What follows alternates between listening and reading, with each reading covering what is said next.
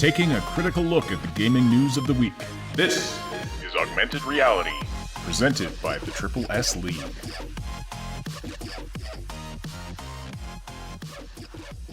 Hello, everybody, and welcome to the Augmented Reality Podcast, your source for news, leaks, and insights about games in the gaming industry. It is March 8th, 2019. It's the Friday edition of the show. Hope everybody had a great week and is having a great time heading into the weekend. I know I am. Looking forward to the weekend. It's warming up here, which means, of course, we're getting a massive dump of snow, so I know what I'll be doing tomorrow morning. Conning someone into shoveling for me. So, anyway, this is, as I said, Augmented Reality Podcast. I'm here, as always, with Cyberpunk. How you doing today, sir? Good, and I still haven't set up that remote snowplow technology, so I'm not going to be your patsy. Okay, well, unfortunate. That's unfortunate. I just realized I have kids. I'll make them do it. And we're also, as you hear that laughter in the background, that is the Mad Queen. I don't know how you got in here, but I guess we'll let you be part of the show again. Yes, I'm a ninja. You don't see me, but I'm there. Yeah, it's actually quite spooky. Just turn around and like, bah! Mr. Rover. So Mad Queen's here with us, as always, not just in the chat, but also on the show, because we're going to be talking about Cyberpunk 2077 quite extensively today. We're going to be addressing some questions that have been cropping up over the past couple of days, and so there's some things that need to be clarified as far as the some of the news that's going around about it. But we've got a few other, we got a few other things to get to rapid fire first. But most of the show is going to be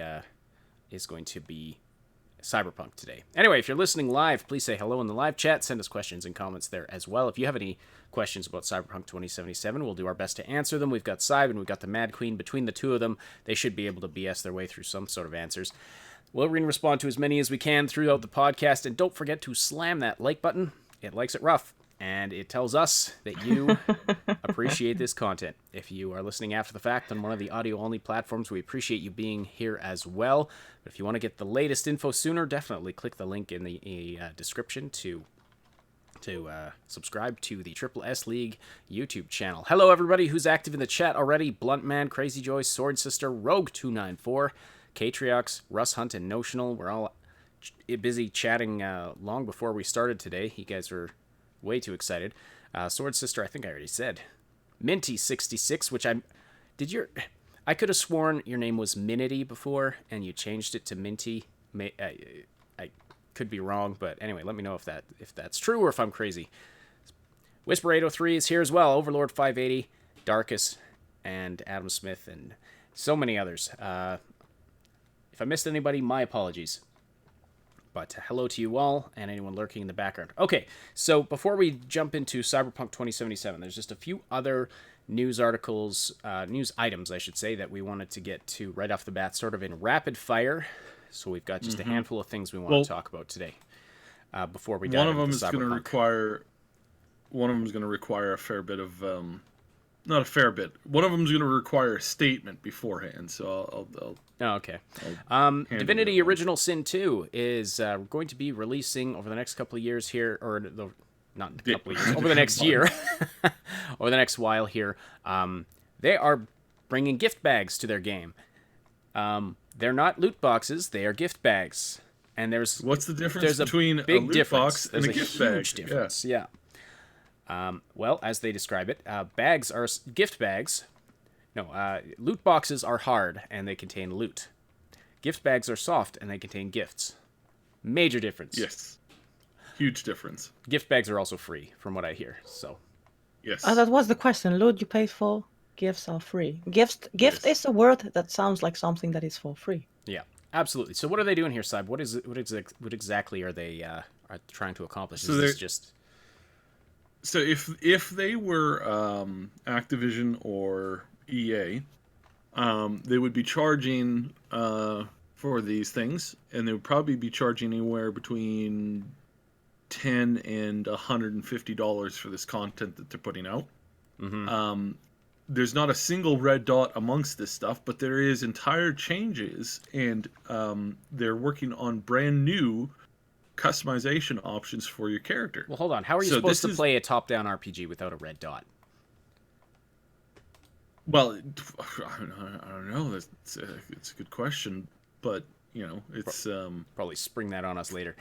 Anyway, so yeah. this contains cosmetic stuff, right? Like Yeah. costumes. So and things. this is the first one is cosmetic, Okay. and it increases the amount of customization quite dramatically, and it seems to also be bringing in a handful of other things. It's just out today here, so I haven't had a chance to try it out yet.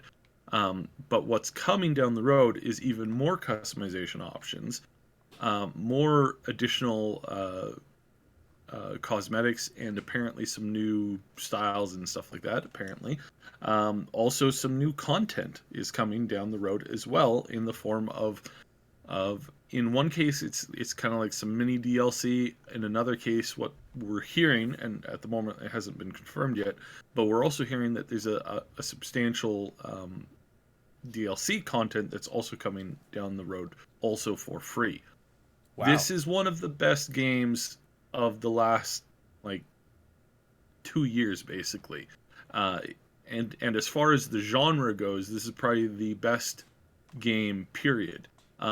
Pathfinder is great.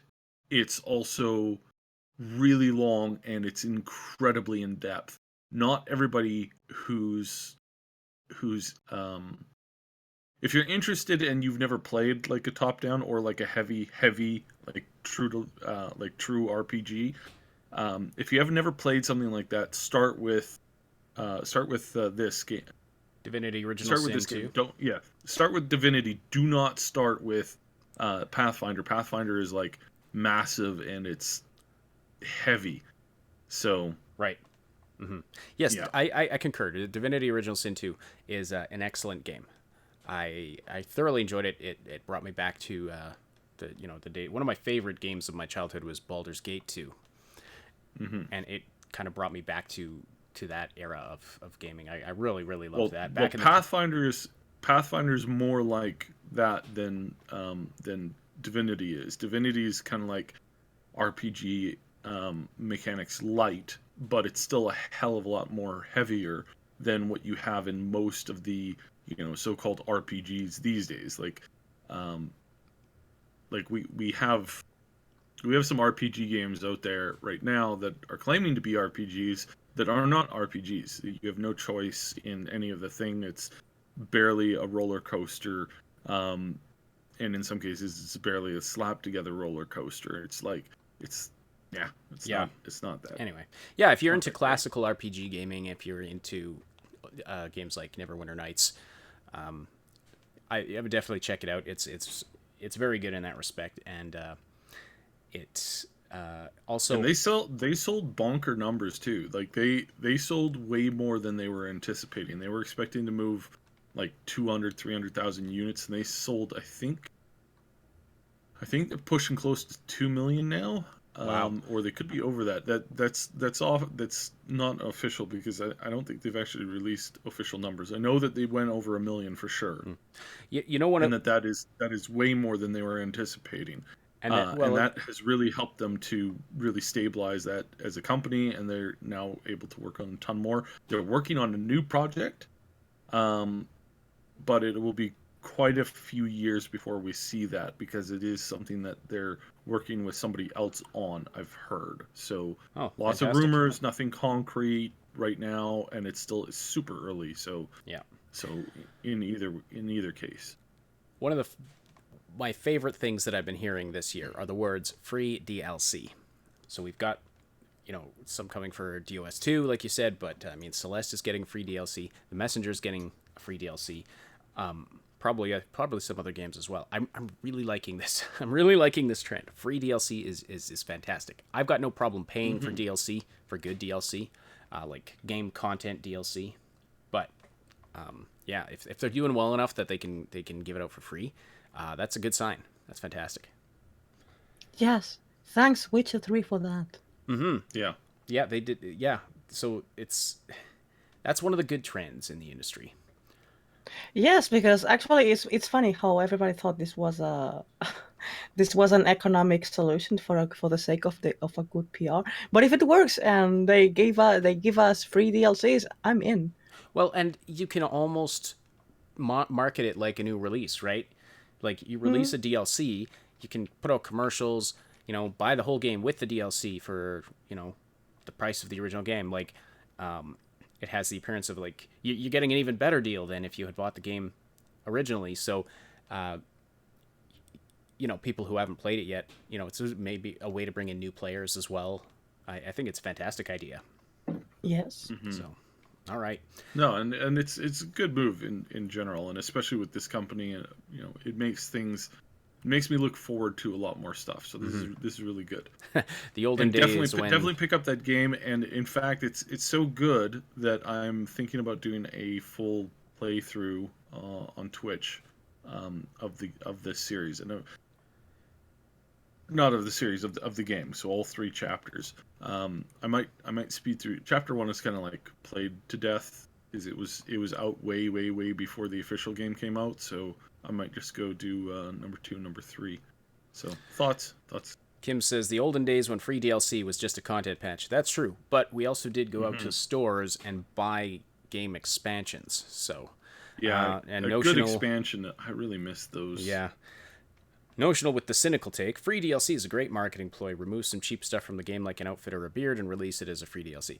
Well, I think that is true in some cases, e.g. Anthem. That's true. Oh yes. Yes, E.g. that's Anthem. definitely true But- in Yeah. Activision and EA games. This is not one of those things, because the game has been out for so long, and really what they've done is they've gone through the mods that are out for the game, and they've looked at the modding community, and they've incorporated some ideas and some concepts there, and I think, yeah, and they're doing that. I would not, if it were EA or Activision doing this and saying, "Hey, we're giving you free DLC," then I'd be cynical about that. But Larian Studios has done nothing to earn that kind of a thought. They put out as much of the content as they can. There's only one complaint I have with Divinity Original Sin 2, and that's it. So that's and I mean, I'm pretty picky in general, so that's pretty good. All right, moving on here. There's been an official Fallout pen and paper game announced. It's from, just yesterday, reported by PC Gamer and other places. Modifius Entertainment has officially announced an officially licensed Fallout pen and paper game using the 2D20 system, seen in Mutant Chronicles 3rd Edition and Star Trek Adventure RPGs. Now, there have been unofficial ones, right? If I'm not mistaken. Yeah, I'm not sure. Like fan-made ones. I thought I saw something about, as I was researching this, I saw from, a couple years back's post about, here's how you play Fallout. I honestly don't understand this trend of making all the pen and paper games lately in D20. I mean, it's not the perfect system for everything. Some things work, some others don't. All I know about those D20s is they really hurt when you get hit in the forehead by one. I'm assuming, because I've never actually been hit in the forehead by one. I don't know what I'm talking about. I'm just trying to to kill the dead air here.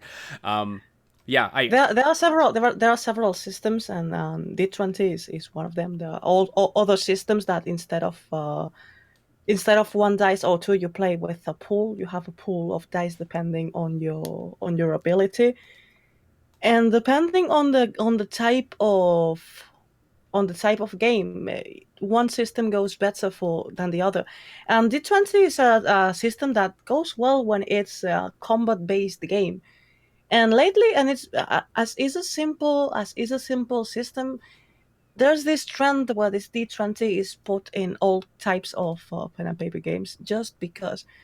So I am not sure if they are applying the trend or the fact that it's D20 means that the game is heavily focused on combat. Okay. Yeah, you'll have to explain to me what all that means sometime. Maybe we should do a stream. Mad Queen attempts to teach some idiot how to play tabletop games. Well, Talsorian Games already has a YouTube channel for that. I suppose. So Fallout Wasteland Warfare game designer James Sheehan is developing the roleplay game expansion. So if you're looking for a Fallout official tabletop game, you can check that out.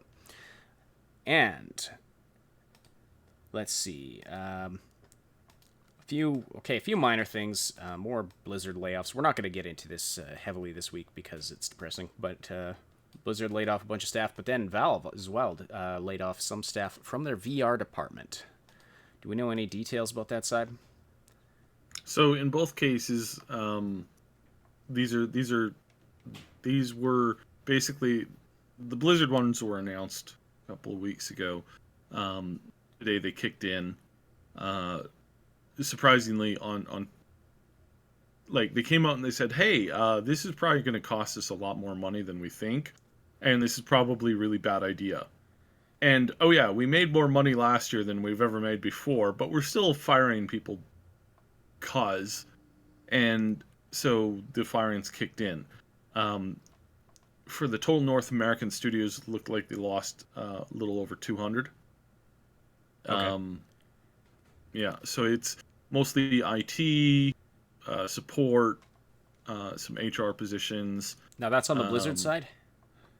That's on the Blizzard side. Yeah. Okay. On the Valve side, most of the people that were laid off there were laid off as part of the VR department. Mm-hmm. So at first I thought, why are they letting people go from the Steam thing? Steam's not doing bad. Oh, it's just VR. So a lot of these jobs are probably things that they had for a while that were specialized into a particular area of programming and development, and they have now moved past that, and therefore these positions are pretty much pointless to have. These are all specialized VR jobs as well, so this most likely means that these people will be scooped up pretty quickly into other jobs. So that's probably a good thing. Is this any kind of indication about what the market for VR right now? It's more or less stabilized. VR is kind of this interesting thing. So originally when it came out, we were anticipating it to move in one direction, and kind of like gather steam, and the industry was expecting it to kind of take over the entirety of the gaming market, which most of us analysts knew from the get-go was a ludicrous idea. They have since kind of accelerated into some other areas that were not anticipated, and those are actually the biggest game right now for VR is VR chat. So, which is hilarious. I've never tried it myself, but yeah, it's pretty funny watching people. It's meme heaven for starters. Well, yeah. And it's also just it's insanity. What it is what it is. It's just absolutely completely out there. It's like Second Life, which I have some interesting news on that too. But just in this mad insanity move where everybody's using either like a meme avatar or an anime girl avatar,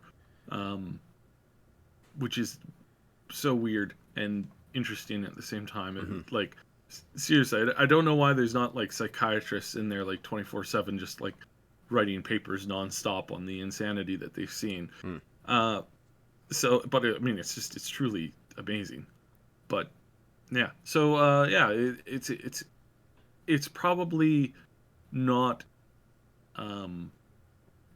pointing to a downfall of VR. VR is like it had a spike early on and it's now stabilized into a slowly growing thing. It's nowhere near what people wanted it to be or thought it would be. AR technology is still being worked on. So eventually it'll kind of get there, but it will require something new in the industry that we haven't seen thus far. Some new player or some new tech or some new game to really to give it a boost, to boost it anywhere further up. And as I've said before, long time on the podcast, that will include an introduction of AR, because VR is fine and it's great. AR is better because AR can do everything that VR does, but at any moment you can drop the full illusion for a partial one, and that is always going to be more preferential for people down the road. It's just it hasn't been given a chance to really find itself, and eventually it will. But when people think AR, they think like, they think the Pokemon game. That's about it. That's not even close to what the direction of it can go. The HoloLens was probably way better, and it's getting there. It's getting there. It's been kind of co-opted. So we'll see. The technology in this department is moving, but it's moving slower than a lot of people anticipated. But again, these positions from Valve are not. It's not indicative of a bigger problem. It's just they're probably jobs that were always going to be temporary and have run their course. So fair enough. Speaking of Second Life, though, Rod Humble, former CEO of Second Life studio Linden Labs and the head of the Sims label at EA previously, is heading up a new California-based branch of Paradox Interactive. It's going to be called Paradox really interesting. Tectonic, and the studio is going to be developing a brand new game for Paradox. Now, Paradox has done. This is one of these studios that everything that the bigger studios have lost over the last few years, Paradox has gained. They've been having nonstop success with most of their titles. They've been getting more and more awards for more and more of their games. And they've just been pumping solid content out constantly. It's really spectacular content overall, whether you like their RTSs or if you want like more of their RPG stuff. They are doing an amazing job, and they're doing really, really well. So this is a big move forward for them. I suspect strongly that we're probably going to be seeing something along the line of a Sims, and a Paradox Sims universe is going to be amazing. It's going to be really, really interesting. And I can't think of anybody better to head it. He's not screwed up. Sims didn't really screw up in... I don't know how to say it. The Sims really suffered from EA's over microtransaction. As pressure. Everything does, yeah. That being removed, I think honestly that this new game that they're working on may find a perfect audience, but it could also be too late. Like, Sims hasn't really done very much in the last few years, so we'll see. It's going to be really interesting to see what they make. They might not make a sim game. They might make a game that's more along the line of like a Second Life game. That's great too, because in either case, like this is good. This is his strengths, and I would be really interested to see what happens in either case. It's definitely, I think, going to be something new, because he does like pushing boundaries. So, did I ever tell you about my my very brief stint in Second Life? No, it probably was a lot longer than mine though. I this was many years ago, but how do I say this without getting demonetized? So I drop into the game, completely noob, completely fresh. First time that I have ever, this is the first time I've loaded up the game, and literally the first thing I hear in my headphones is somebody saying, "Is anybody interested in a romantic..." I can't say what it is, but it rhymes with "what duck." Yeah, it was. It wasn't long that before I was closing down the program and doing more useful things with my life. So it's pretty much exactly what happened to me. I logged into the game, came in, and there were a group of people standing around talking, and there was like a leader, and then there was like several followers, and they were all like oohing and awing over everything he said, and he was I don't know how to say it, cult-like to a T. Immediately logged out. Was like, yeah, no, I'm not Second Life cult. That would be I think that would be amusing to watch. Oh, he was like deep off the, like, Alex Jones times like, 5. It was just out there stuff. Did you just say Alex Jones? There goes the channel. All right. Yeah. Okay. Well, we had one other thing we wanted to get to, but we're already half hour in here. Do you want to push that to the end, or do you want to touch on it now? No, I'm going to talk about it now. So, it requires a statement beforehand, and my statement is this: censorship never works. It never works, and it's not good. Overall, when you attempt to censor something from a minute side of the population, you always pressure it into growing into a larger audience. With very, very few exceptions, this is the case. 100% absolutely unavoidable. If you are trying to make something go away by censoring it, by trying to clamp down on it, you will only make it more popular. Well, It's in kind of China like- it works. No, it doesn't. That's the thing. China is one of the greatest examples of why censorship doesn't work. Well, Right now, I would say they're it works clamping pretty down. well. No. They've I know maintained the stats. government for quite a while. Yes, the governmental side is it's a different thing than what they've been trying to censor in China, and I know the data on that really well. I'm joking. Oh, gotcha. I never get jokes. So yes, overall, censorship doesn't work. There is a couple of exceptions where it's not censorship; it's just like decency levels. It's like people want to censor like public nudity, and in general, I mean, societies generally censor public nudity. However, and that's one of the things that more or less tends to work in that case. But it's not a statement of art. There's right? more of a it's more than censorship. There's a context in like there's a general sense of what's culturally appropriate in certain contexts. It's like if you and I need to stop interrupting me because I need to clarify this.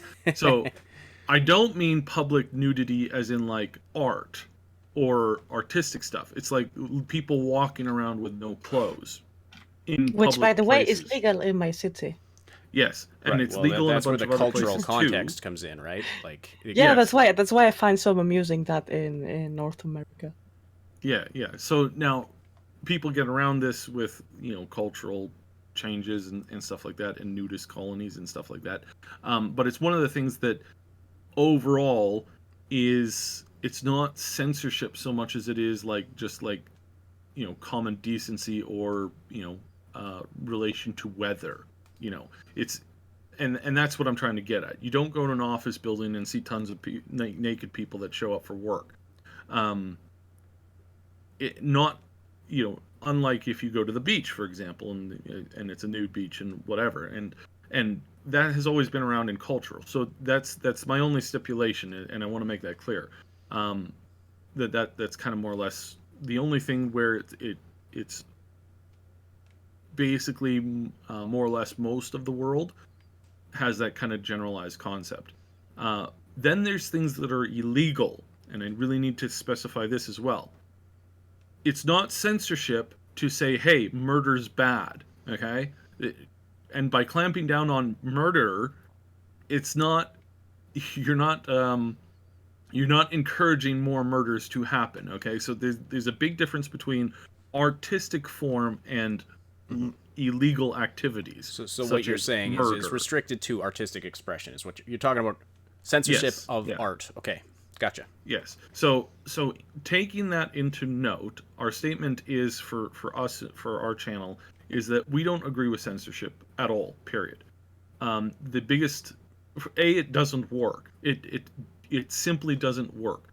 We were both raised in households that were fairly restrictive with certain forms of entertainment, and especially when it came to me, it's like certain types of music were absolutely not allowed.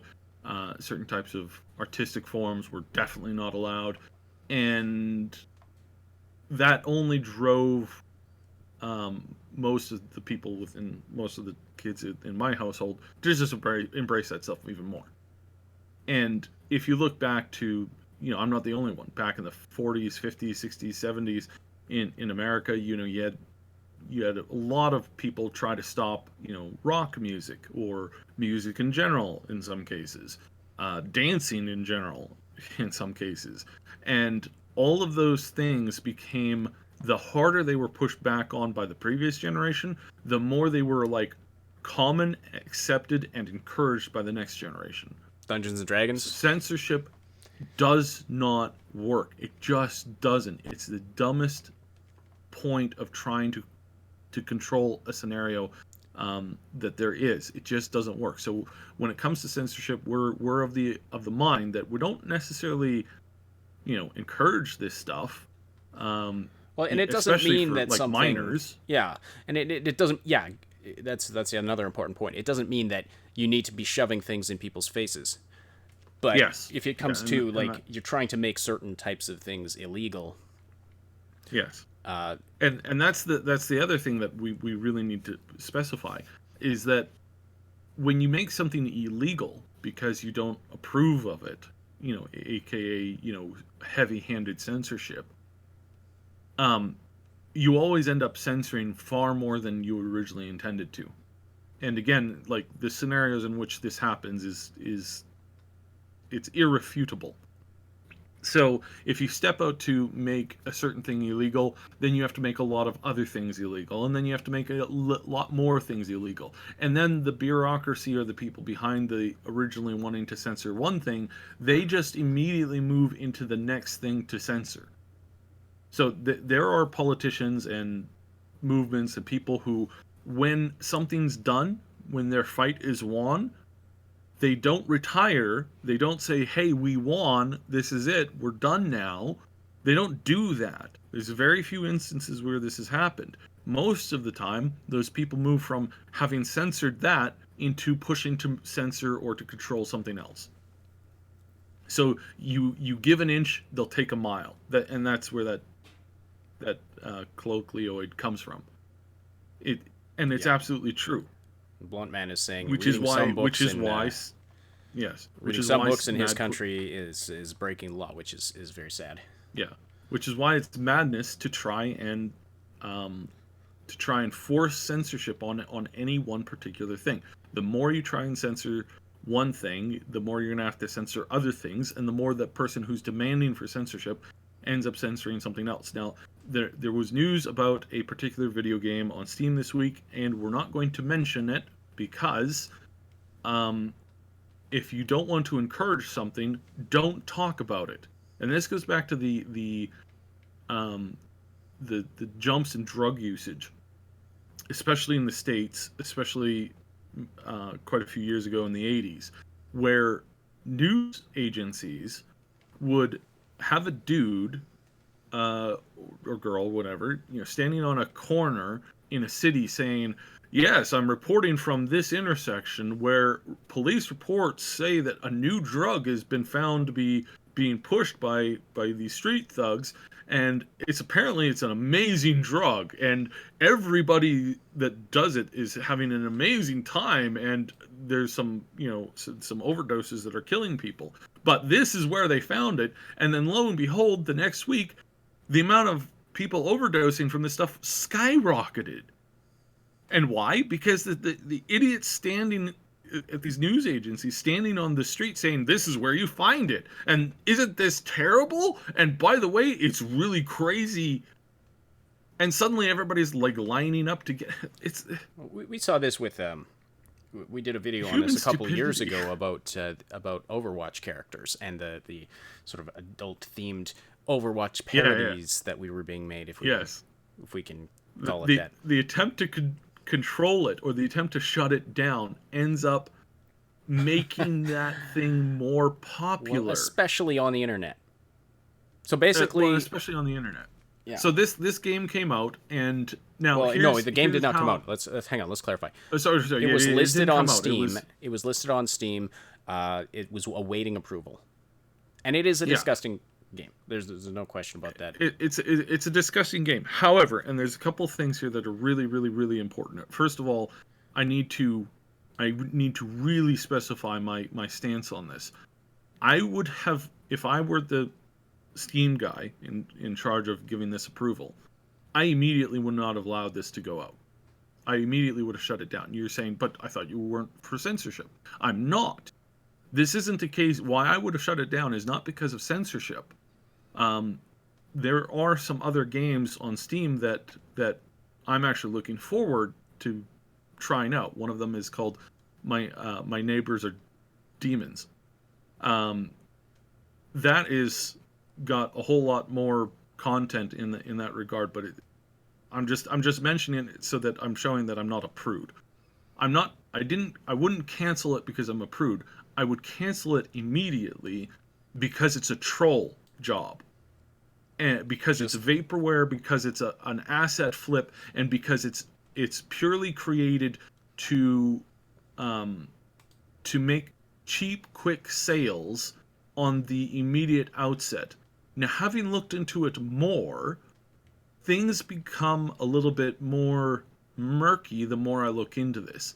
The more I look into the dude behind this, the more I look into the way that this whole thing hit the news feed, and the more I look at the project as a whole, the more I smell a rat. The more I smell a fish. There is something not right with this whole thing.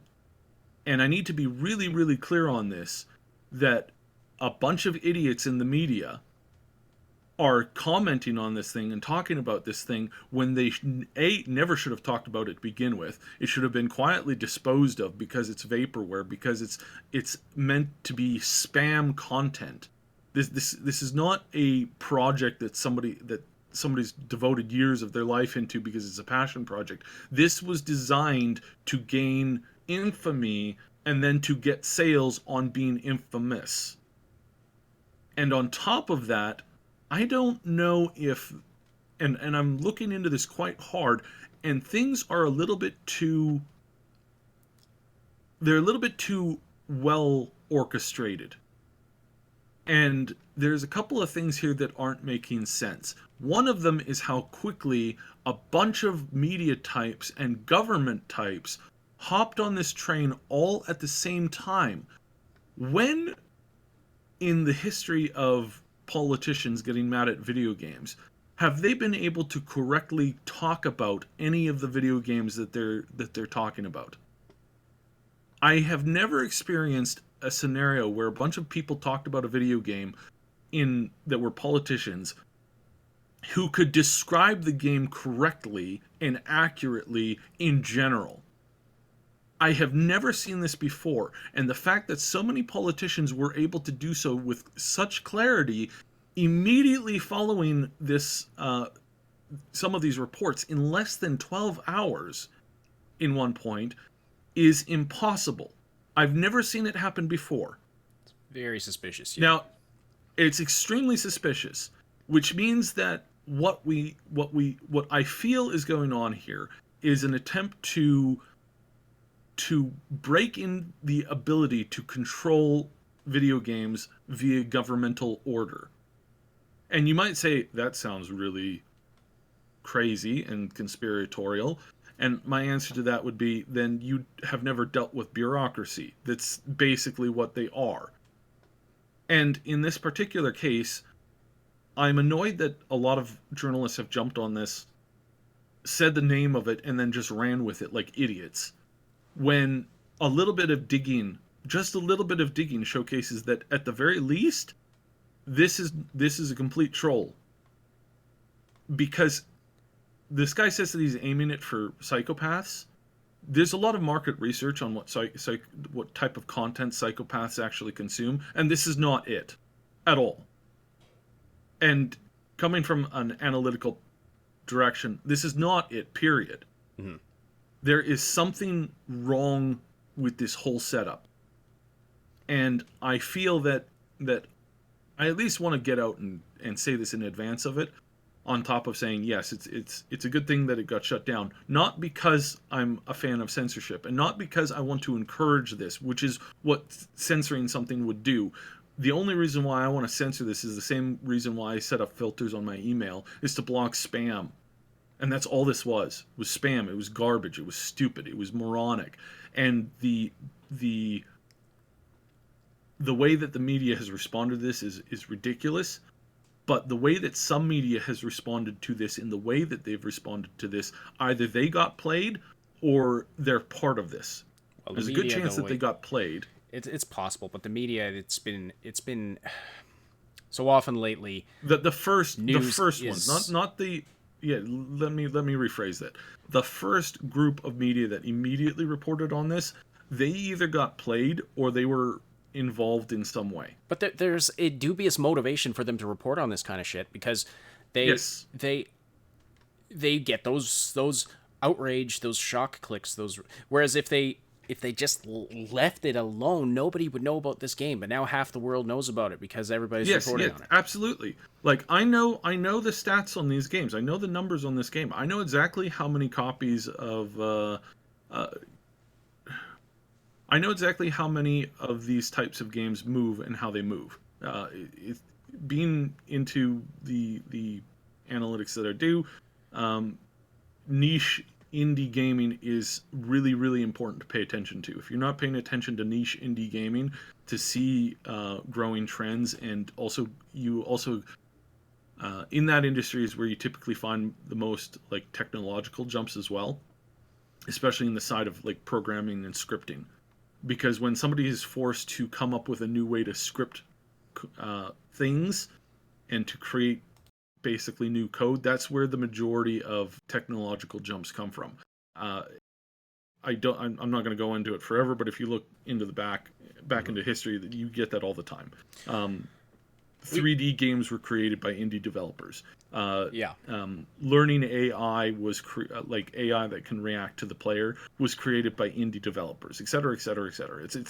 There's never been a case where a big multinational studio that is that's on the forefront of gaming, very rarely do they ever push technological boundaries. What they do is they work within the existing technology to replicate it over and over again. The same thing is done in science too, actually. Very few high-grade scientists actually come up with new technology. It's always lower end, newer scientists who push a new discovery in a direction that the current establishment hasn't thought of.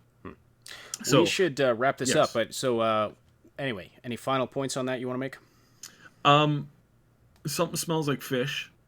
You guys are smart. Our audience is a lot smarter than the average audience of other podcasts and stuff like that. When this kind of stuff shows up, just remember, A, censorship never works. B, if it's vaporware, just ignore it. If it's spam, the worst thing you can do is try to reply to it. And when it boils down to this particular scenario, something's not right. There were too many people, too well coordinated, far too quickly, even for the day and age that we're in with the technology that we have, for the Twitters and all that kind of stuff that we're built around. Something moved way too fast here for this thing, and it's not conspiratorial to point it out. It's just logical thinking. When you have two industries that almost never learn and can almost never adapt to anything, and suddenly they're on the forefront of adaptation, something's wrong. There's something going on, and I mean, it's not just this. It's dozens of recent events in the past year that showcase that the press are constantly either wrong or colluding on something. And this is something that needs to be checked out. Also on psychopaths, I told this to Ash a little bit earlier, and he's probably still dealing with his dog, so I'll mention it here because it's actually kind of funny. So I mentioned that this is not the type of game that psychopaths are into. Psychopathic people are a lot more common than we would like to think, and the majority of them have a single profession that they dominate, and that is being a CEO or a GM. of a company, of a mega company. The majority of psychopaths work in the field of being a company head, and they excel at their job because they're basically insane.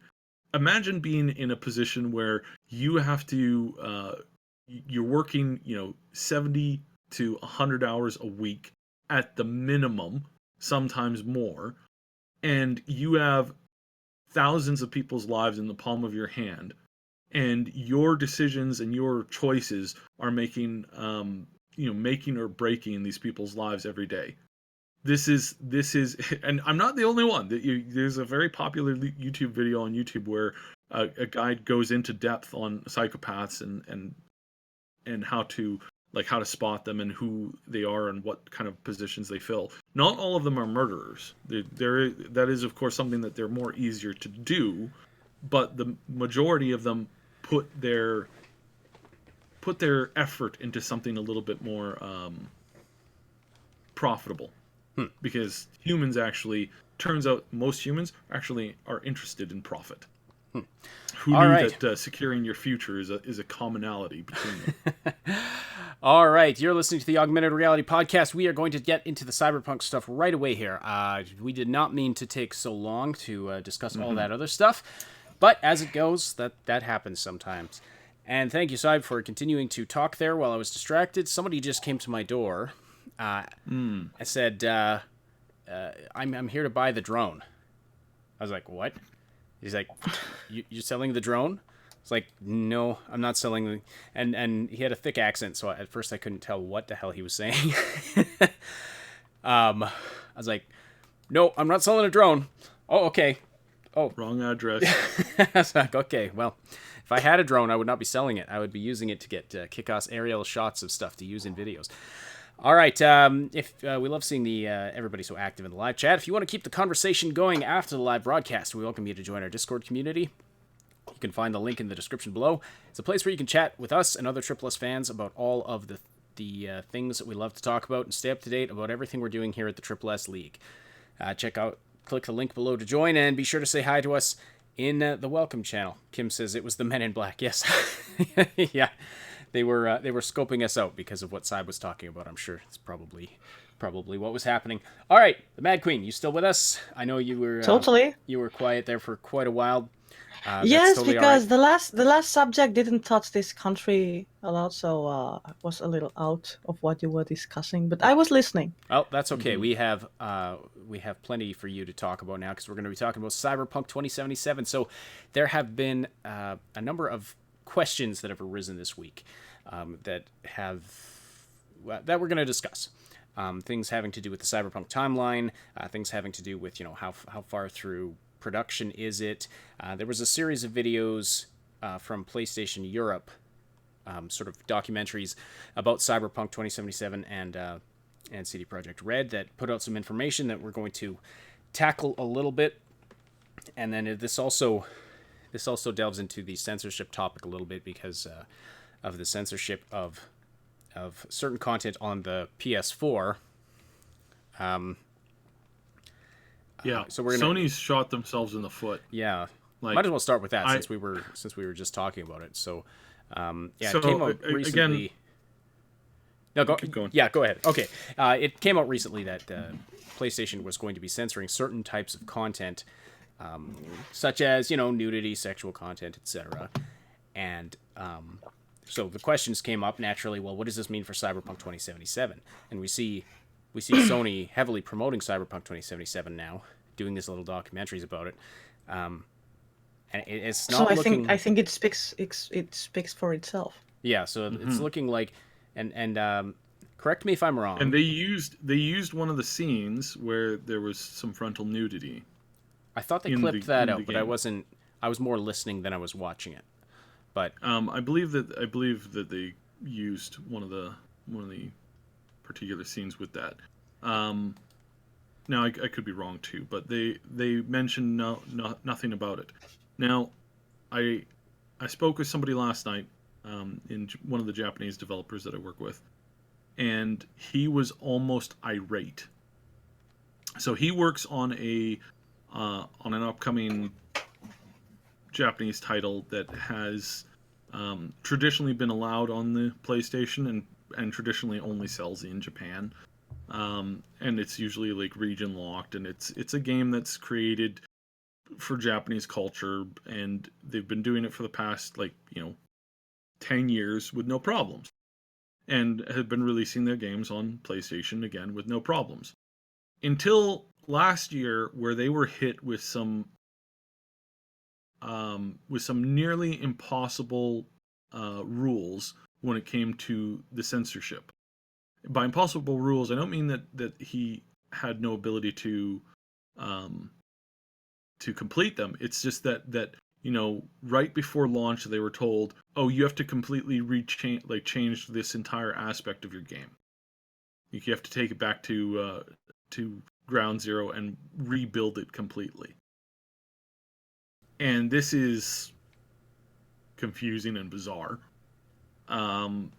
for them, because they've never had to do this before, and they suddenly had to push their release date from they were really close to releasing one product to now they had to push it back several almost a half a year. Spoke with another one who basically the same thing. They're now not able to release their game as is. It was denied, so now they have to go back to the drawing board for a game that they had funding for and were expecting to have released at about this time. Now they have to go back and they have to change a whole bunch of stuff in order for it to be released on the PlayStation. And these people are irate and extremely mad that Sony is embracing this Cyberpunk 2077 game that features pretty much the exact same content that they were told that they had to censor. So now, apparently, you can make this stuff if you can move well over 1 million units. But if you're moving less than 1 million units, then Sony has no interest in you and will turn on you in a moment's notice. So they've got a massive double standard there. So Mad Queen, correct me if I'm wrong, CD Projekt basically came out and said they will not be making a censored version. Is that correct? No, they never positioned themselves about it. They Okay. originally said that the game was going to contain nudity, and what they said is that they weren't sure if at the beginning, in the character creation screen, they were going to keep showing the censorship as it was shown on the E3 demo and the gameplay that is available, but they were talking about only this part. The rest of the game is going to be as it is. Right, but did they make any kind of official statement in response to this PlayStation thing? No, that I know of. Okay. All right. I just wanted to clarify that so I didn't speak out of turn, because I thought I remembered that they had responded to this, but I guess not. I guess we could see if they responded and I didn't hear it, usually follow very closely everything, and I don't remember hearing them mentioning that. But anyway, we can see that PlayStation's very interested in promoting this game. They're producing these documentaries for it. Even got Doug Cockle, the voice of Geralt, doing the voiceover. And so they're... The editing is so funny. The editing of the video of Cyberpunk is very funny. Is it? Again, I mostly just listened to it in the background. No, it was cool because I can't remember what Dev was explaining, and the Dev was explaining that building a game is an iteration. So some ideas can die, and then you see a scene of the game of someone dying, and then resurrect, and you see the trauma team resurrecting someone from the trailer, and then die again, and then you see someone being killed by the trauma team. It was very well edited. Oh, that's excellent. Well, yeah, I wasn't watching. I was listening to it while I was making a thumbnail or something. But that brings up another good point that we wanted to talk about: the iterative process of game development, and how they were talking about in this most recent of the video. By the way, it's called, I've got it here. It's just called CD Projekt Red Part 4: Cyberpunk 2077 and the Future of CDPR, and it is from the YouTube channel PlayStation Europe, if you're interested in that. So 4-part series thus far. So they were talking about how certain ideas, they had at the beginning got cut and then brought back, and then cut again and then brought back again. And so there's all this iteration going on. And Saib, you had something you wanted to say about that.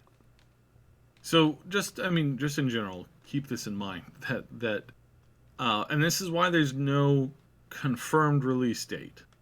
There's release targets. There's no release date yet, and some people don't understand when I say they have a target release date. They're like, that's not official because it hasn't been officially announced. Yeah, because it's a target release date. Of course, obviously, when you say the release date is they're hoping to release it at this point, that's hoping.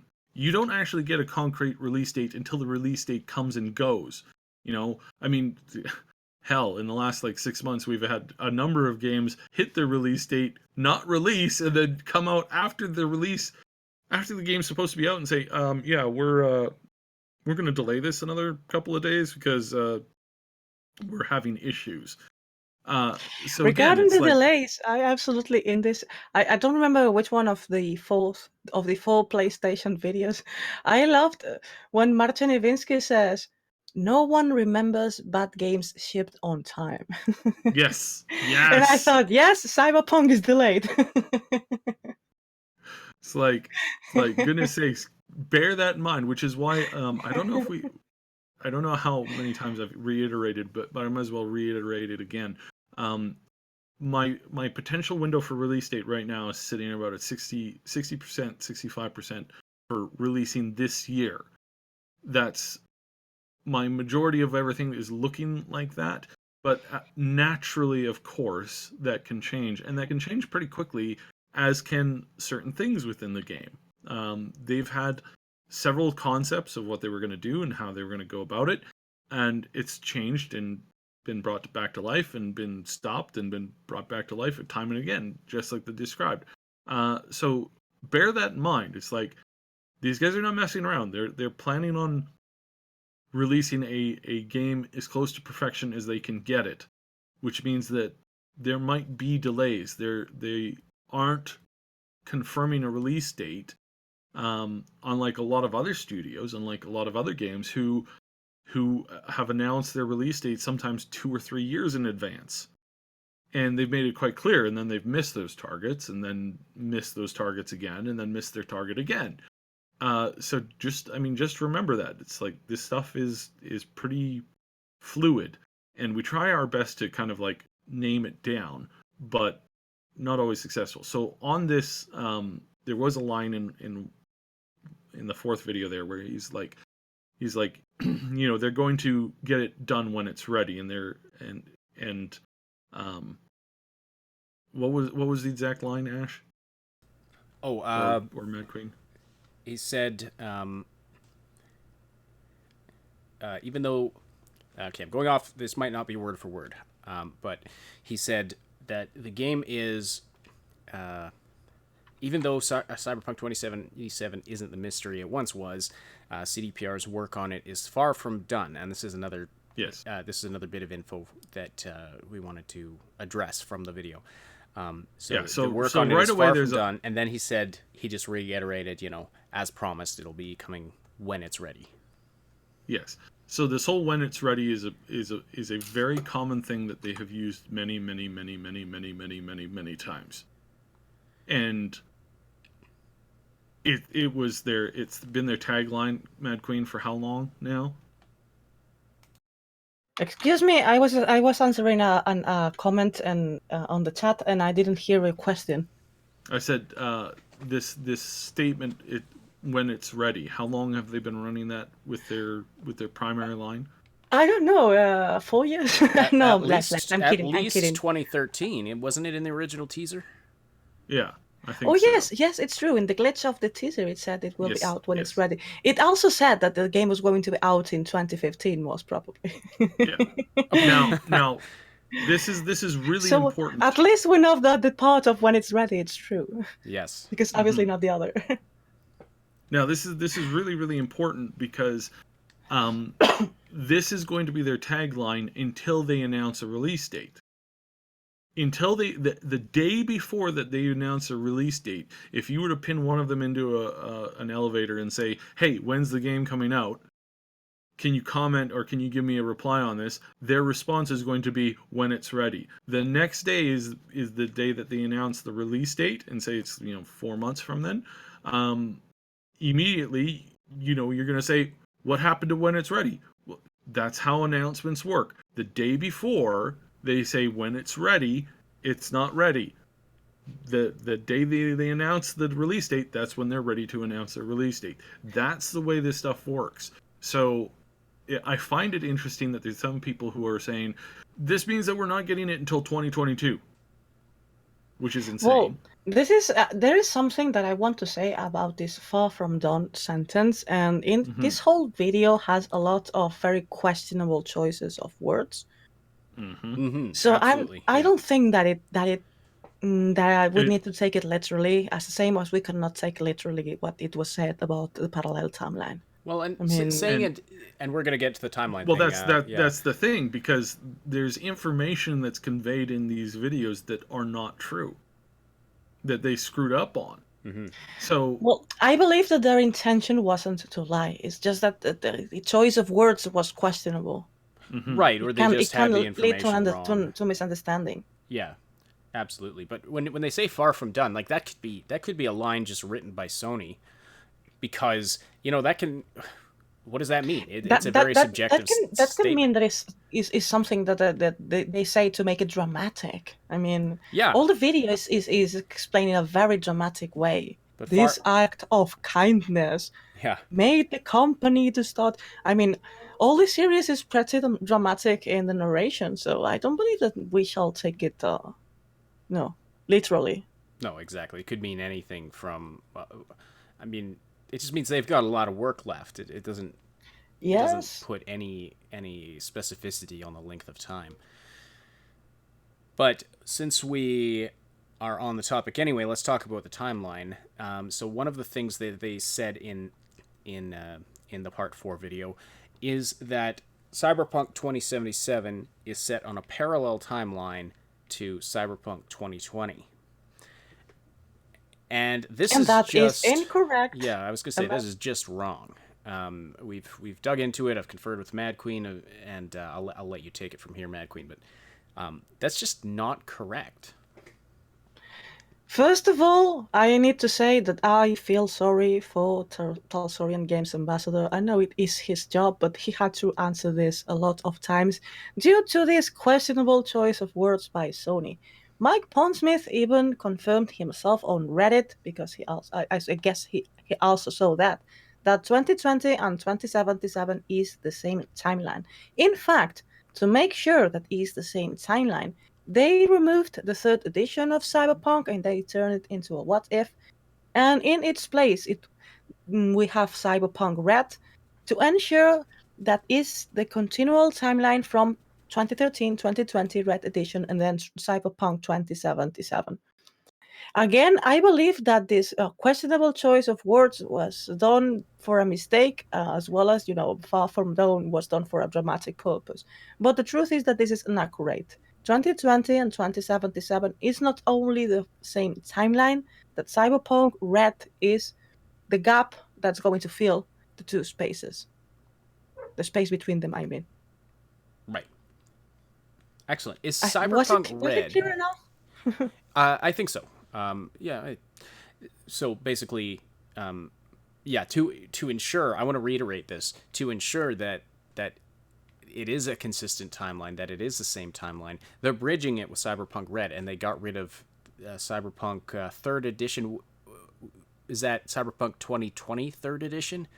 No, Cyberpunk 3rd edition was called 2036. 2020 is the 2nd edition. Oh, okay, so they got rid of Cyberpunk 2036.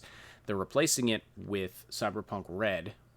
Yes. And that's going to bridge the gaps in the timeline. So they did have to go back and change some things. They had to...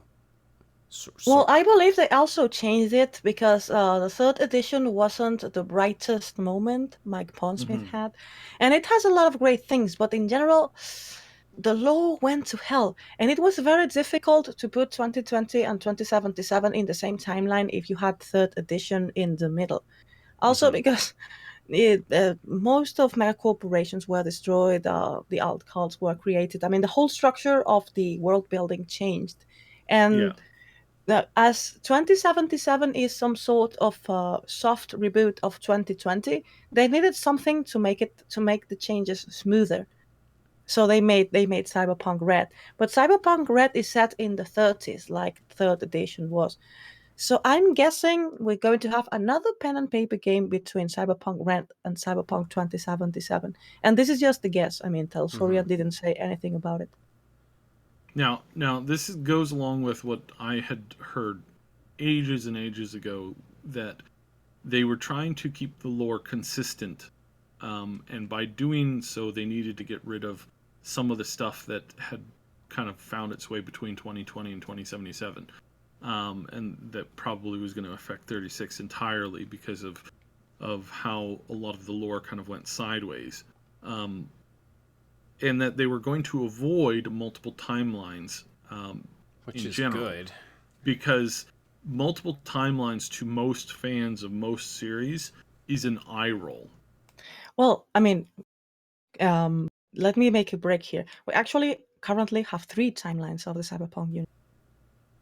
I'm sorry, you cut out there a little bit. There are 3 There timelines? are, there are 3 timelines in the Cyberpunk universe. Okay.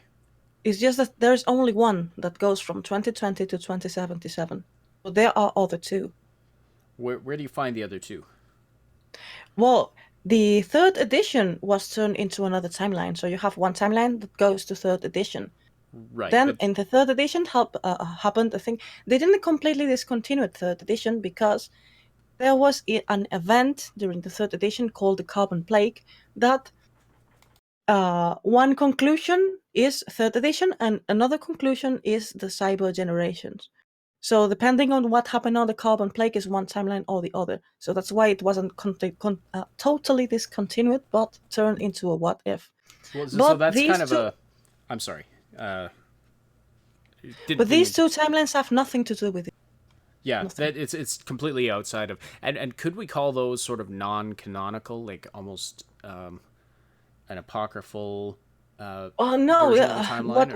What is non-canonical is there were several source books that were written by people that licensed the Cyberpunk name from Mike Pondsmith, and they released Cyberpunk games that back in the day were official. I believe that those are non-canonical right now, but Cyber Generations is canonical, but for the Cyber Generations timeline, which is a different timeline from Cyberpunk 2077. Okay. All right. So they do play with timelines a little bit in there, but from Cyberpunk 2020 to Cyberpunk 2077 is a consistent timeline. Yes, that's the important thing. So when you're playing Cyberpunk 2077, the events of Cyberpunk 2020 are in the history of that game. So Yes, 27, as Talsorian Games said, 2077 is the future of 2020. The Good. only future. okay, all right, good, excellent. Glad we could clear that up. And I've got... And to make it clear, the questionable choice of words probably meant that the universe of Cyberpunk, all this timeline, is parallel to our world nowadays. right. Because it started to divert in the late 80s and created a secondary parallel from our world, that is Cyberpunk 2020 and 2077. I mean, that's what they meant because that's what it is, but just they expressed it in a way that sounded that 2020 and 2077 were 2 different timelines. Or they were given that information and they misunderstood that it meant a deviate. They thought it meant that Cyberpunk 2077 deviated from 2020. Yes, that can also be. Because it really sounded to me like that's what they meant when they said that. Anyway, whatever the cause of the mistaken information there, it's not quite right. So anyway, so we can confirm, and it's been confirmed by our Talsorian Games on Twitter and also by Mike Pondsmith on Reddit that it is the same timeline running from 2020 to 2077. Now, as kind of a side thing, how much... that's almost 50 years of history contained in there. How much development of technology do we see over that period of time? So from from Cyberpunk 2020 to Cyberpunk 2077. How much more advanced is the stuff we're seeing in 2077? Well, the funny thing that is that we are a year away from 2020, the real 2020 in Right. our world, and Cyberpunk 2020 is already completely what's the word in English? That is old technology, Outdated. outdated. Thank you. You have fax machines in 2020. Yeah, it's When was the the last time you saw a fax machine? it's the Back to the Future 2 situation where they attempt to predict the future, and some of the stuff that they have is way beyond what we actually have, and some of it we're nowhere even. It was not even Yes. Well, close. and So- this is interesting because this actually points back to our earlier discussion that in a world of mega corporations, you would actually see less scientific discovery overall, because when mega corporations get control of everything and keep any competition down, the rate at which you'll have new discoveries drops. You won't have. Well, I need to disagree on a very specific point of what you said before. That there is one very specific field in which mega corporations are always going to investigate. Well, two very specific fields. One is pharmaceuticals, and the other one is military, Yes. Yes, which but I is the think, two more powerful fields in mega corporations in the 2020 universe. I think what Cyb But is I saying wanna point is out that it, what I want to point out actually stems to another game that we're looking forward to, which is the Outer Worlds. Oh. And in the Outer Worlds, that the time split off for us and their universe is the robber barons and the of the early 20th century never got broken up by Teddy Roosevelt. And it's interesting to note that vehicles were kind of like this nuanced concept in the early 1900s, and they were actually being kept down by the robber barons because the robber barons saw them as a competition to their train network. So if the robber barons had never been broken up, there's a very good chance that Mr. Ford would never have been able to commercialize vehicles, cars, like personal cars, because the robber barons would have seen them as a direct competition to their trains. If you can take a train from, or if you take a car from one city to another city, that immediately removes you as a customer for the train network.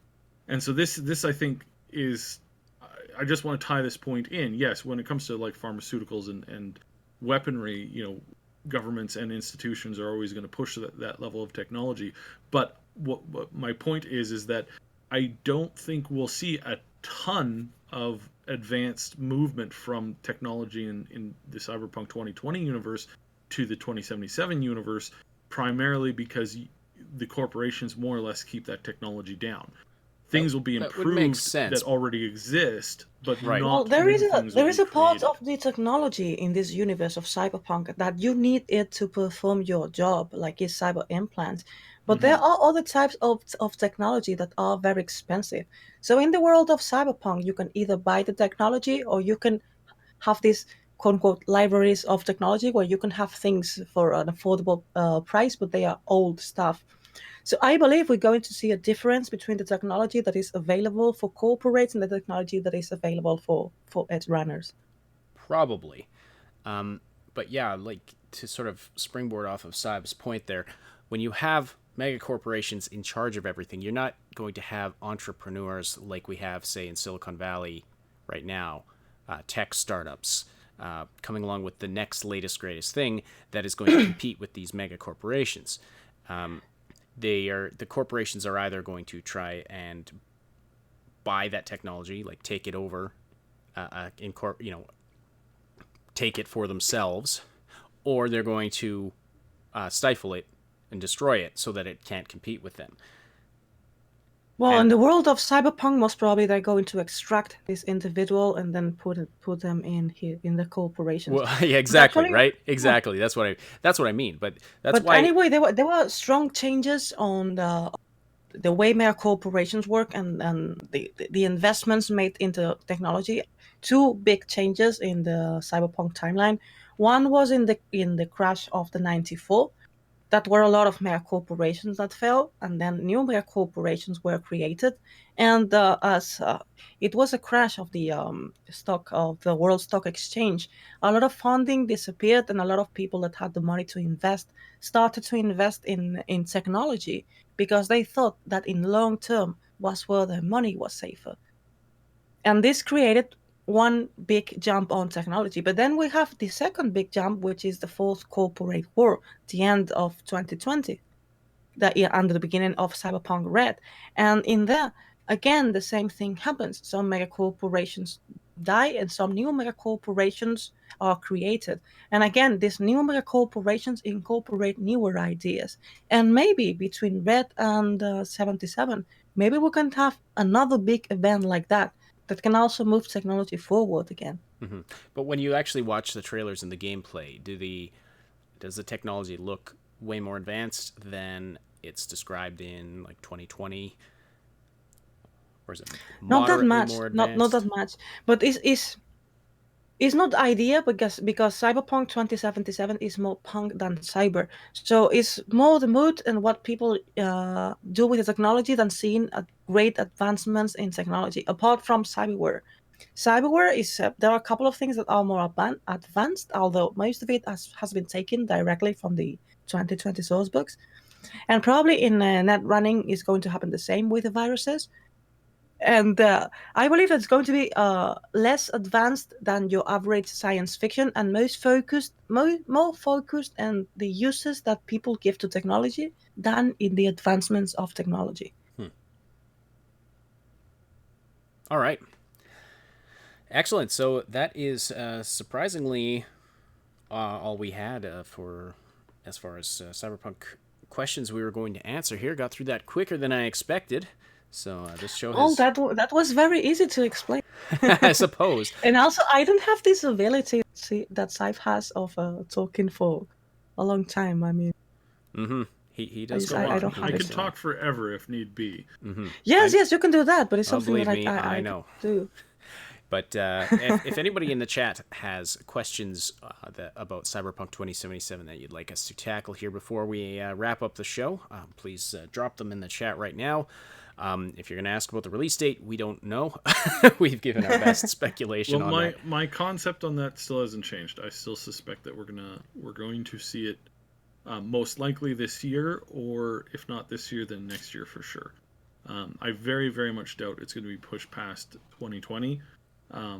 Just because, again, we've reiterated over and over and over again, the more years your game spends in development, the higher likelihood that it will never be released. So absolutely, the sweet spot is about 5 years. The sweet spot is about 4 years. Some games can get out within 3 years. Other games take a little bit longer, and it's about 5 years. But overall, it averages out to about 4 years. The further you pass that 4-year mark, doesn't matter how many times you've rebooted it. And we've seen one substantial reboot, not a complete reboot, but we've seen one substantial reboot from them already. The more you push closer to that 10-year mark, the higher likelihood that it's never going to be released. And that's Absolutely. That's a statement of fact as far as most video games have gone.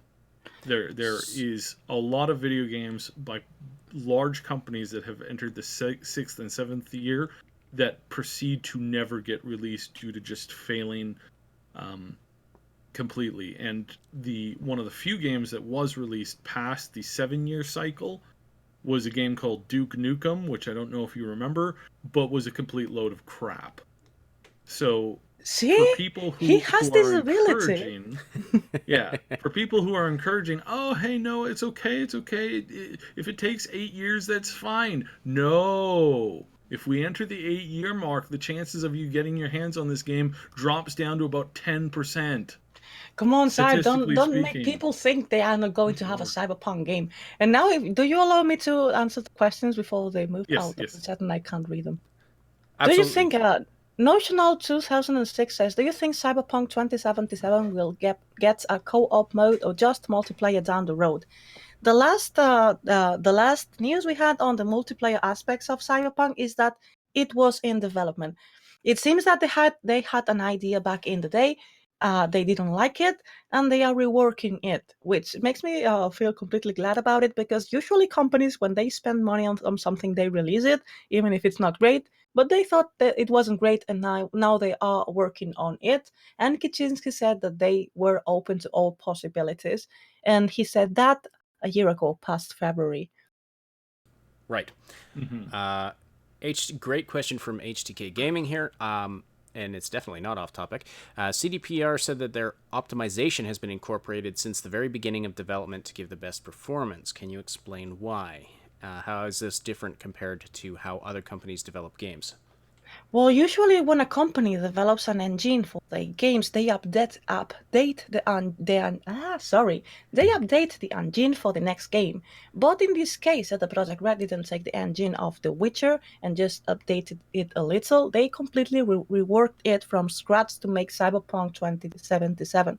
So first, is a very different way of working, because usually companies just add to this engine the things they need for the new game, and also this gave them the chance to optimize the game from the start. Right. And it's just, I think it's a question of efficiency. You're going to get the best optimization if you're optimizing as you go.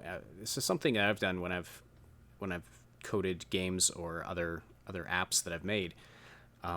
It's, I take a few extra minutes or seconds here or there to to just optimize little pieces of it, make it run a little better, so that I'm not having to go through later and like find, oh, where is the lag happening, or where is it, where can I trim out some of the excess so it runs a little better or is a little smaller.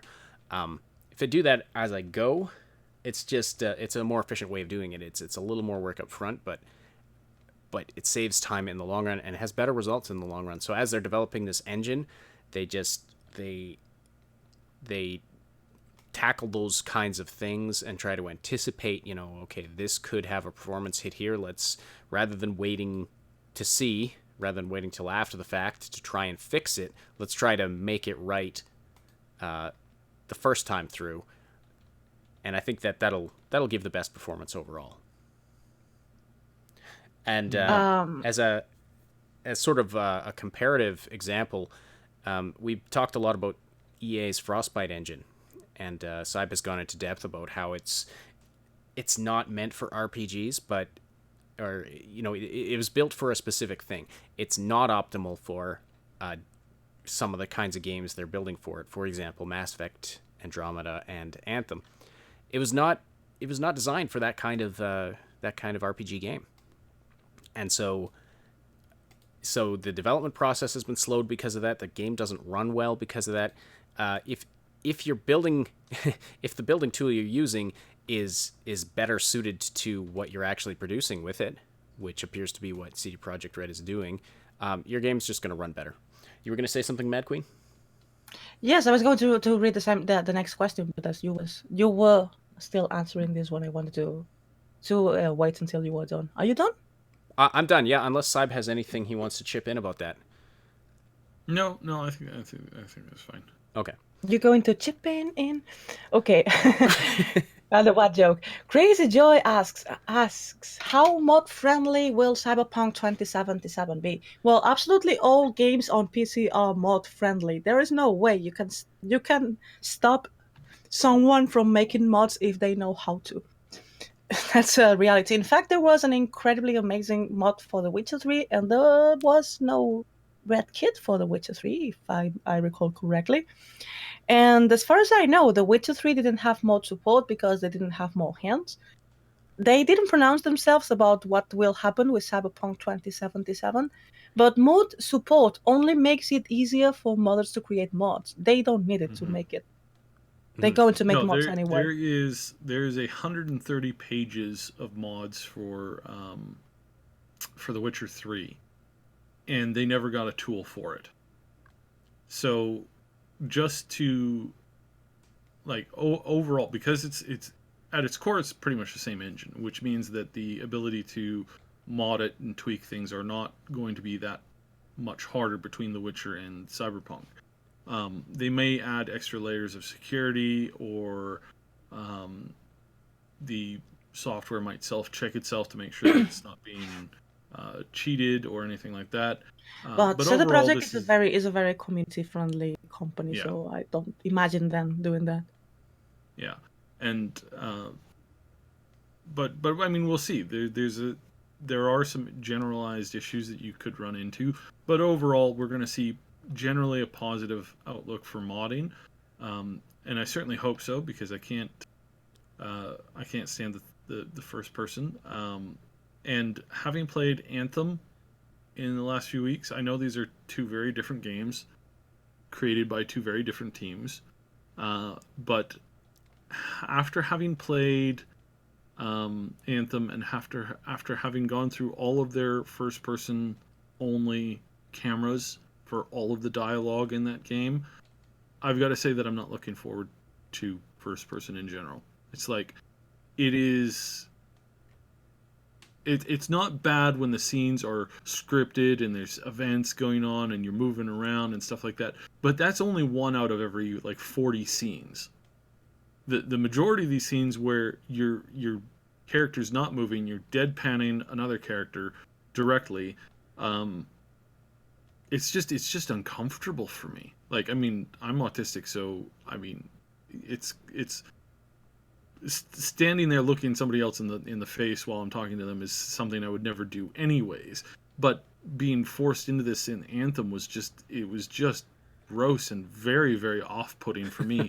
And I'm not the only person who's complained about it. There's a lot of people who are saying that the conversation system is just garbage, that is just trash, and it's concerning that it's based around this first-person thing that was tried originally in a game called Alpha Protocol, which didn't do very well at all, and is now one of the major leads on Cyberpunk 2077, was the guy who was in charge of that whole mess. So that's the only thing that's concerning to me. However, I realize that there's a good chance that the modders will be able to get in and fix it pretty early on. The fact that they're adding a camera mode with a little mini drone is also another clear indication that they're setting it up so that it will be easy for people to mod. That they may not necessarily want to embrace that concept, having already committed to it. However, making it so that it's possible to kind of go into, at least in conversation mode, to have and that's really what I've been kind of really hoping for. Yeah, because if I can play stealth wise, it's first person is not that bad for motion sickness in general. But if I'm forced to play like everything in first person mode, then it just gets bad real fast. So, yeah. All right. Next question. What is the first thing you want to do in the city in Cyberpunk 2077? What do you think, Mad Queen? Well, it all it all depends to what the game allows me to do, but most probably it's going to be dying. Are you just going to go out guns blazing and see what you can kill? And then... Well, I'm going to make... I'm totally positive that I'm going to make more than one gameplay. And one of the gameplays that I'm going to do is going to consist in dying. Why? Because I want to see how NPCs react to the things that I do that I'm not supposed to do. Yes. Ah, yeah. Because there's something they explained that we're going to put in the game. So I'm going to be like this scene when you go to visit what's his name, Meredith Stroud, the Militech woman, and you can draw the gun to her bodyguard, and probably it's not the wisest idea, but I'm curious to see how the guy is going to react. So most probably I'm going to try. Yeah. And I'm gonna die. Yes. I'm curious to see what is destructible in the world, and I'm also curious to see just how the scale of the outside world. What I want to, and this kind of also answers a question to, you know, what mod are you, what augmentation are you all most looking forward to? That's what Crazy Joy asked next. Here's what I want to do. I want to get an augmentation where I can have a removable eye, or even like pop my head off or something. Attach it to a drone. That drone that dude who came to my door wanted to buy. I want to keep it. I want to put a camera or something on it. And I just want to fly around the city, see how high I can get. See, Well, not exactly that, but Kiroshi has an implant that is called the Times Square, where you can signal the things that you're going to see with the eye. So instead of removing your eyes, you can have a drone that is with a camera is seeing all this, and then send it to your eye, and you can see it. yeah, that could work. And Yeah. then you don't lose your eyes. But I'd love to like fly to the top of some skyscraper and see if I can see stuff happening in the windows and stuff. I don't know if it'll be that advanced, but man, that would be cool. Well, that I'm- exists in 2020. Sorry for you. No, it's okay. I'm definitely going to strip and run around the city naked and see what the reactions of the average citizen are. I want to go. You have to at some point. At least I at some point, I want to try going Cyber Psycho. I mean, they don't let you do that though, do they? Nobody's yeah. gonna join me with the whole streaking thing, really? Not, Well, this is Cyberpunk. I don't think no one's going to give no one's a gonna shit if you care. make it. Yeah. Well, the thing about cyberpsychosis is Chat that we isn't don't know even yet. interested in this. You perv. Let's see here. I'm So the thing joking. K-Trex says, probably the first thing I'm going to do is sit in the Afterlife bar and get drunk. If that is going to be a feature, assuming, yeah. Young Lemmings Kebab. Cyberpsychosis. I mean, let me finish, please. Let me. Sorry. I blame the The thing with Discord server. cyberpsychosis is that when people think about it, they think that the limit is when you go cyberpsycho. No, you go cyberpsycho before you lose control of your character. So they can do a lot of stuff in a lot.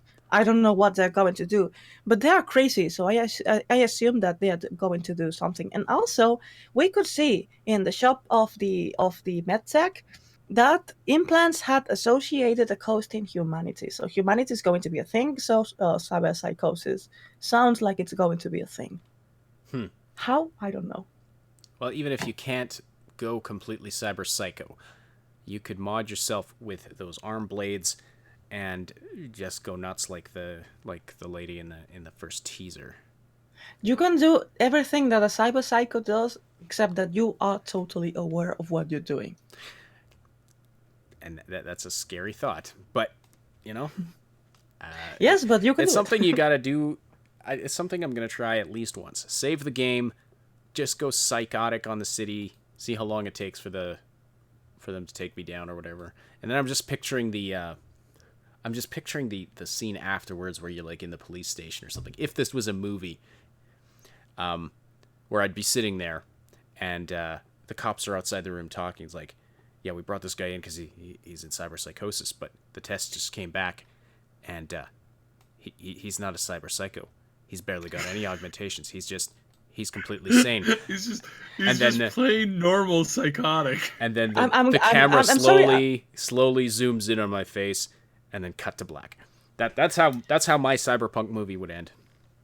Yes, but I'm sorry to tell you, most probably police will gun you down. Well, okay. And not I'd have take some you. augmentations. I mean, I'm not gonna go into my psychotic rampage without some bulletproofing on my my fine ass, if you know what I mean. Okay. It's so terrible. It's Yum so Lemming terrible. Lemming Kebab says, Wait a second. You skipped a question that was way before, if you don't mind. "Oh, this is an answer to the previous question." So let me just Okay, address this okay. quickly. Yum Lemming Kebab says, "I want to see how high I can get." Are you talking about the verticality or something else? All right, go ahead, Mad Queen. Where's the question? Kim says maybe co-op, but they are looking into form of battle royale or some other multiplayer. Well, Kaczynski was directly asked if they were looking for a battle royale, and his answer was that he was open to all possibilities. I just hope that that they forget about battle royale soon. But this is a personal preference. Has nothing to do with their intentions, which I don't know. But yes, they said that they were open to all possibilities, so they probably will do whatever suits the game. And they have this new studio working on it, so I hope they, make a good thing. Mm-hmm. Oh, another good At one. this point, Another good answer at to this the. point, Go ahead, Cyber. at this point, I mean, I would welcome a competitor in the a new competitor to knock out Apex completely. Just saying. That game Just was not. saying. It was not. It's dropped below 100. What were you saying? It's dropped below 100,000 viewers on Twitch. Well, yeah, it's Fortnite's back up again. Now this is probably just because there's new modes in Fortnite, and they've added some of the features that have been in Apex and whatnot. So we'll see, right? So it's again, my beef with Apex is the loot boxes. That it's the only beef that I have with it. If that wasn't there, I'd be more than willing to play the game personally. But as long as the loot box system exists as is, I'm not touching that with a 10-foot pole. Same goes for Overwatch. It's the same reason why I uninstalled Overwatch from my computer, is because loot boxes, and I'm not encouraging loot boxes anymore. So. Lemon Kebab says, I want to see what kind of friends I can make in the game. Actually, that is an interesting thing. Seeing what kind of interactions you can have with the NPCs. I'm looking forward to that as well. Yeah, that's actually a good one. Yeah. Well, they said a lot. This also is the same question to the question that I wonder how many side customization options will be in the game. Well, a lot. There's all the information we have. A lot. Yeah.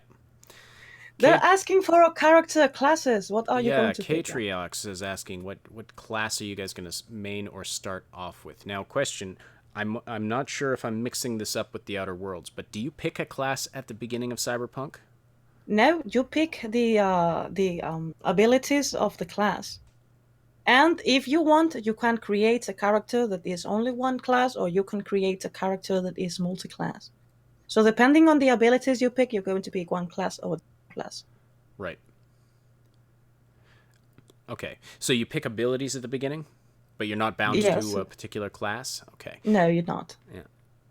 That's kind of what I thought. Because, yeah, I seem to recall us talking about how you don't pick a class. And I know that's the same... Well, we covered that. We covered that like long time ago. That was a long time ago, how the class system was structured, and that it was going to be ability-based, not class-based. So you would be able to multi-class simply by choosing new abilities, and that not all of the classes would make it over. So yeah, like 3 years ago we discussed this. Yes. Yes. Another early leak that we put out that got very little traction because people apparently weren't interested in it, but have been proved correct time and time again. So I don't know the classes as well enough to answer Katriox's question, but what are you going to start with, Mad Queen? Or what do you think you'd start with for your first playthrough? Well, I'm a solo. I've always been a solo. I like killing and then asking questions. Also, solo is your best option for a stealth gameplay because a dead enemy cannot hear you. So yes, most probably I'm going to go for a solo. Is the question that you ask after you kill somebody, why did I kill that person? I'm trying to remember now. No, so most probably will be, will your arm fit me?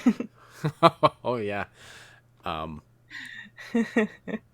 This is something that I believe they already confirmed that we are not going to in the game, but I would love to, that we can pick up the pieces of the people we kill and then sell them for money. Because it's something you would do in a pen and paper game. That was a big part of Alita Battle Angel. I loved how cyberpunk that movie was.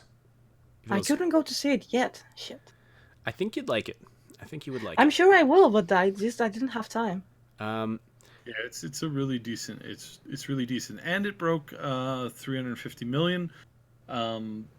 So by the time it draws out, it should be pretty close to the 375, or even close to the 400, just depending on how long they keep it in theaters in a couple areas. So the likelihood that we're going to get a second one in that series is quite high, and I'm thankful for that, because that is something that I had been hoping that it would do, because and I'm tired of the current system trying to hack me to go and upvote Captain Marvel. It's just I'm just disappointed with it. Not much else to say. It's just disappointing. I haven't even seen. It's not even out yet, is it? It's out. Are you looking for a red point? I'm sorry? For what? Are you looking for a red point? Okay, this is so bad. Okay, it's so bad. It's so bad. Can I go for the next question? Joke does not translate. Moving subjects. So, S is asking, will the map size horizontally be similar to Witcher 3? Well, apparently no one at CD Projekt has ever measured how big is the map horizontally. So, They you have. cannot ask. I need to clarify this point. They have. They just haven't come out and officially stated it. The measurements were ballpark, which is why the information that we got when we talked about it originally was not concrete. But they can ballpark it to be at least pushing that 3 times the size of The Witcher. That the way that they calculate that though is calculating multiple floors. Witcher was very flat, right? It's very it wasn't vertical at all. There was no verticality to it. There were very, very few maps where you could go to a second floor above or below whatever you were doing currently. Yes, but he's asking without counting the floors. Without counting the floors, that would be, you wouldn't do that. You can't do that in The Witcher. You can't do that in a comparison to The Witcher to Cyberpunk, because that's just, there's a couple of major things. One, the road system and the way that they handle the travel system in the game. Right away, if you're counting that in, it's many hundreds of times larger than The Witcher. But because not all of the city is explorable via roads, and it's restricted somewhat in places, then that immediately. So again, that's why they haven't come out and put these numbers into a quantifiable state directly, and why that the interior numbers that they've run are ballpark estimates. It's not a guarantee. I really hope that people remember that, because it's annoying to have to point that out all the time, especially to people who are looking to try and prove me wrong. It's like see, it's not quantifiable. It's like, no, it is. It's just they don't want to guarantee it because of how the systems are all lined up. It's a difficult measurement to make as well, and plus you're comparing 2 very different styles of games there as well. Thank you, And Kim, also, for putting I'm out the wondering- Discord invite there, and welcome to the Discord, Nico Collins. Go ahead, Mad Queen. I'm also wondering if this new iteration of the net they created in Cyberpunk Red, and it seems that is the net that they're going to use in Cyberpunk 2077, if it's also going to have physical space, and we can count this as part of the map. And if you scale and what is that going to look like, and how would you scale it compared to the rest of the world, right? Because it's the same size. It's a city grid, the grid of Night City. Mm-hmm. Right. So it would be another game that big inside the game. So that would be crazy, but I mean, at this point, I can't believe everything about it. And they are co-opting areas of it still, so meaning that they have their generalized city layout, which is massive, but not the entire city is not explorable. We've covered this before. That's a limited, that's like near impossibility. If the city is legitimately like 2 or 3 times the size of New York, you can't just put that into a video game at current technology and have everything explorable. It just doesn't exist. You can't fit that much in, and nor would you want to, because I mean, again, I've said this many times. If I clear out Manhattan of all people and drop you, a single person, into Manhattan, hide an object the size of a baseball in the city at random, or even if I hide 10 of them at random in the city, you would spend your entire lifetime potentially trying to find all of those items, because there's no way that you, a single person, can go through and map all of Manhattan by yourself in anything under, probably about 20-30 years. That's the amount of space. Every room, every closet, every bathroom, every stairwell, every hallway, every storage container. There's just too much. We'll get there eventually for some of these bigger MMOs that will be somewhat procedurally generated. But for now, when we're dealing with this kind of stuff, and they talked about it in the latest video. It's like if you're walking around, you have an area to explore that can eat up 40 hours.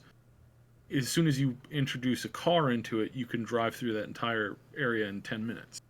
Right. It's like they addressed this in that because- PlayStation video a little bit as Yes. well, and the challenges of making a world that feels large, even though you can drive around it in a car. Mm-hmm. So that it also affects how the map size works. The map size, as far as what you see and what you can experience, is what you can see is much larger than what you can experience. And again, that's fine. Everybody does it. There's no game out there that in this caliber that doesn't do it. So, anyways, we're really late, so we should probably. I think we have time for one final question that I wanted to get to. S asked earlier that I wanted to direct at Mad Queen and at Cyb.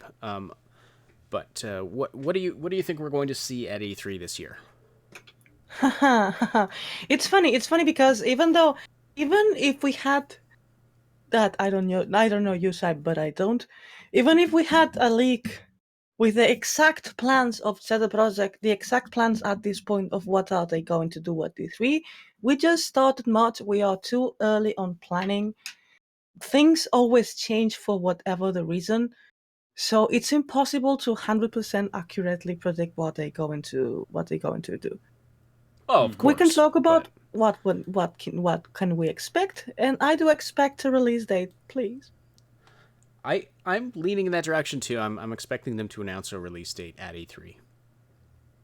And no guarantees there.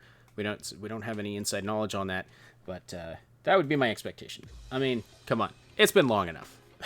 It's been long enough, everybody. And that's where we're going to wrap the show today. Thank you so much, everybody, for the great conversation in the chat. I see more questions there that we're not going to have time to get to, but please join our Discord server if you haven't already. There's a Cyberpunk 2077 room there. You can also join Mad Queen's Discord server. She's on hers, she's on ours, and loves to talk about this stuff. She is everywhere all at once. And so, yeah, definitely join. We'll keep the conversation going on the Discord servers.